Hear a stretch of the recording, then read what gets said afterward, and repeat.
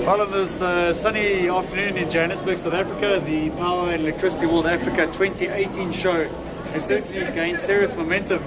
And we have representation with us this afternoon from Nigeria, Mr. Kalu Ukoha, who runs a firm by the name of Energy Advisory Facility in Nigeria, very specifically focused around the energy sector, the development of IPPs within the Nigerian sector, and I guess that both operates both on the generation company side as well as the distribution companies, the discos, with this whole fallout of this vertical structure a few years ago. I guess there's a substantial amount of opportunity in serving the people of Nigeria and maintaining a consistent supply of electricity. So welcome, and we're very grateful to have you with us this afternoon. Thank you very much for having me. Excellent. Could we start off possibly on the policy and the regulation side in Nigeria? And in terms of a very short answer, how supportive is it of independent power producers coming into the sector, building plants, and of course mitigating energy poverty on the one side, but also mitigating energy security risk for industry that is heavily dependent on consistent supply?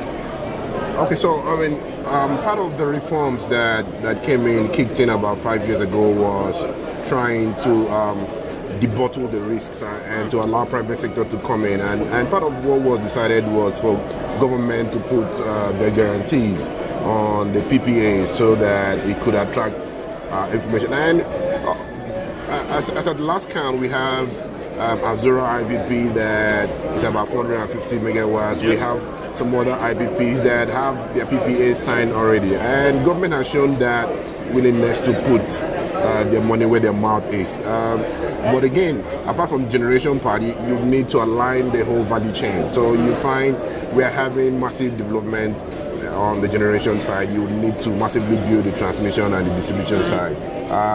We still have about 90 million people without access to electricity in Nigeria, which is a huge opportunity. It is a lot, 90 million. 90 million people without access. That's a huge... Well, it's 160 with Ethiopia, right, of the 650 million people that have never turned on a light before in their entire lives. So that's a significant amount of people. Very significant, and I find a lot of comfort when I see conferences like this and you talk to people and you feel the enthusiasm of wanting to know how can we come into the Nigeria space, the off-grid space, because I mean the grid can go. Nigeria has a lot of, it's a big area, massive area, the grid can go everywhere. So part of the challenge is how do you connect all these people without off-grid. And so off-grid solutions are the way to go, and we've seen a lot of pilot projects, but I think we've reached the stage now where we need to scale up. And it's that scaling up, the business model that can work with scale up that is at the point that we're in right now. The bankability is supposed to be into the smart microgrid environment. Absolutely. And I'm sure you agree with me, the irony of microgrids is that they all become interconnected a few decades down the track. So that is very, very encouraging. But nonetheless, you speak about the value chain. And one of the most significant value chains within the private IPP sector is the whole possibility of repatriating profits out of the Nigerian economy. Now, there's very similar types of issues in Egypt, in Morocco as well, where you would develop a business, but a lot of your funds are held there for an extended period, and it's purely based on the lack of currency or availability of that. Are there any reforms in place, or are there any initiatives to try and curb that?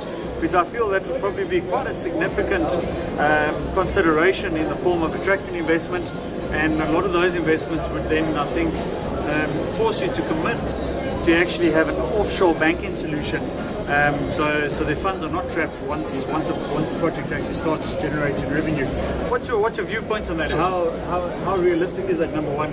And secondly, are there any reforms in place to try and rectify the situation? So before 3 years back, before the recession, we didn't have any problem with entry and exit of capital. But with the recession, and Nigeria is just oil dependent, which meant that with the fall in oil price, we had very limited dollars, and so that affected the whole lot of industries, the airlines and all that. But with the rise in oil prices, the foreign reserves have gone up, and the Central Bank of Nigeria has come up with very robust monetary policies that can guarantee repatriation of funds. So I'm not worrying so much about repatriation, more like repricing of energy listing right now. So are you stating that it's no longer a significant risk for an international investor? You feel that the market is stabilizing a bit in that regard,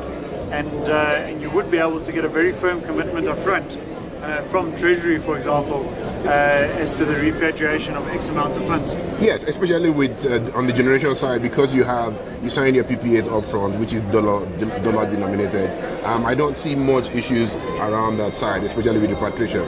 And like I said, the last that we had, the central bank just said the reserves had gone up as much as $42 billion, which it's a good sign. And as we have more confidence in the fact that Nigeria has come out of recession, a lot of productivity is going on. I don't have any fears about repatriation. Where I worry is in the pricing of electricity right now, that it's all the inputs are dollar denominated, meanwhile the price is in naira, and so you have to balance the periodic review of inflation and FX changes. Those are where the challenges are. Yeah. Good. So just getting back as a closing point on the 90 million people that live in energy poverty today in Nigeria, what's the plan over the next 12 months? What's the next step in the process to try and get this rectified? So there are a two-pronged approach. One is they continue to breach through the grid, and the other one is off-grid. And I think that although government is also doing some part in trying using the rural electrification project, yes, but a lot of emphasis is coming up from the private sector. You're seeing a lot of enthusiasm on the private sector. Yes, the technology is there, the payment structure is there, the people are there. We just need to fine-tune the business model and tiny issues just surrounding asset recovery mechanism, so that investors can feel very comfortable to deploy their assets for 25 years and expect to get them money. So I'm very optimistic that we'll see very aggressive scale up in the near future. Great. Well, that's certainly a slightly different perspective from a Nigerian standpoint. It seems very positive. It looks like there's many interventions in place that are on the ground today.